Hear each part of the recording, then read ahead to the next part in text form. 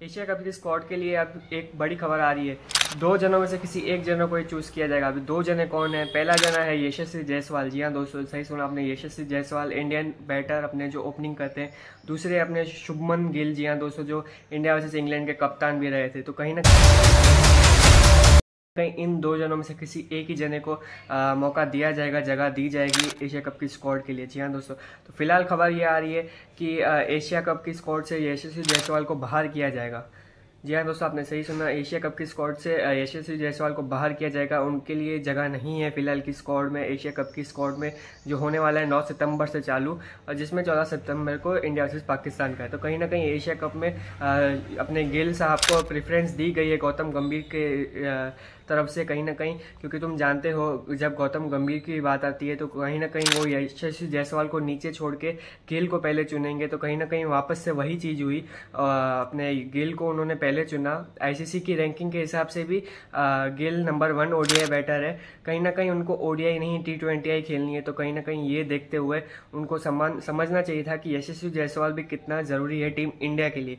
But कहीं ना कहीं गौतम गंभीर ने यशस्वी जायसवाल को छोड़ के पहले गिल को चुना, और उनको एक वाइस कप्तानी की भी पारी देंगे ऐसा लगता है। के साथ गौतम गंभीर ने यशस्वी जायसवाल को छोड़ के गिल को चुना, उसी के साथ गिल को अपनी वाइस कप्तानी भी देंगे। जी हाँ दोस्तों, आपने सही सुना, वाइस कप्तानी भी गिल को दी जाएगी एशिया कप की स्क्वाड में। तो कहीं ना कहीं अब लगता है सूर्य कुमार यादव का भी पता कट हो सकता है कप्तानी से T20 के। कहीं ना कहीं गौतम गंभीर अपने हेड कोच टीम इंडिया के यही चाहेंगे कि तीनों फॉर्मेट में कप्तानी एक ही बंदे को दी जाए। कहीं ना कहीं वो गेल की तरफ ही बढ़ते हुए दिख रहे हैं हमको, क्योंकि उन्होंने टेस्ट सीरीज में भी इंग्लैंड के सामने इंडिया की कप्तानी गिल को ही दी है, और अब वापस से एशिया कप में जो T20 होने वाला है अपना, वो भी कप्तानी अपनी वाइस कैप्टेंसी अपने गिल को ही दे रहे हैं। तो कहीं ना कहीं अगर नॉट अवेलेबल हुए सूर्य कुमार यादव, या उनको कोई इंजरी हुई ताकि वो ना खेल पाए, तो कप्तान फिर से आपको गिल ही दिख सकते। तो कहीं ना कहीं ये बड़ी खबर है कि गिल को इतनी प्रेफरेंस क्यों दी जा रही है। तो गिल कहीं ना कहीं अपनी परफॉर्मेंस से अच्छा कर ही रहे, बट कहीं ना कहीं उनको एक साथ में अच्छा लक भी काम आ रहा है जो गौतम गंभीर का है। कहीं ना कहीं उनको वो इतना साथ दे रहे हैं आगे बढ़ने में। तो कहीं ना कहीं ये दिख रहा है हमको कि गौतम गंभीर गिल को कितना पीछे से मदद कर रहे हैं, पॉलिटिक्स लगा रहे हैं कि भाई तुम आगे परफॉर्मेंस करो, मैं भी देता हूँ। क्योंकि बात आती है जब यशस्वी जायसवाल की, तो यशस्वी जायसवाल का एक अलग ही रोल है। वो एक ओपनिंग पारी खेलते हैं, और कप्तान गिल अपने जो है वो 1 डाउन पे आते, तीसरे नंबर की पारी पे खेलने आते हैं। तो कहीं ना कहीं दोनों का रोल पूरा अलग है, बट दोनों के बीच में कप्तान गिल को चुना गया, ना कि कोई अपने ओपनर को जो एक स्किलफुल है, टैलेंटेड है।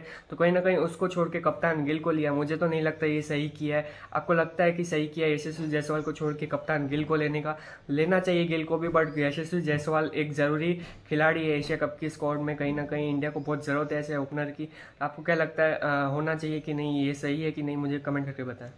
तो ये भी दिख सकता है कि आने वाले 2027 के वर्ल्ड कप में ओडीआई के उसमें भी कप्तान रोहित शर्मा की जगह कप्तान गिल को मिले। जी हाँ दोस्तों, तो ये भी मुमकिन हो सकता है। कहीं ना कहीं रोहित शर्मा को कप्तानी नहीं मिल सकती 2027 के वर्ल्ड कप में, और गौतम गंभीर कप्तानी गिल को दे दे, सौंप दे। तो कहीं ना कहीं ये दिख सकता है, और रोहित शर्मा से वापस से कप्तानी छीनती हुई दिख सकती है। तो कहीं ना कहीं 2027 में ये भी मुमकिन है। आपको क्या लगता है कि कप्तानी देनी चाहिए कप्तान गिल को या रोहित शर्मा को? मुझे कमेंट करके बताएं। और कहीं ना कहीं मुझे लगता है कप्तानी गिल को ही मिलेगी। वो तीनों फॉर्मेट के कप्तान बन जाएंगे, ओडीआई, T20 और टेस्ट में।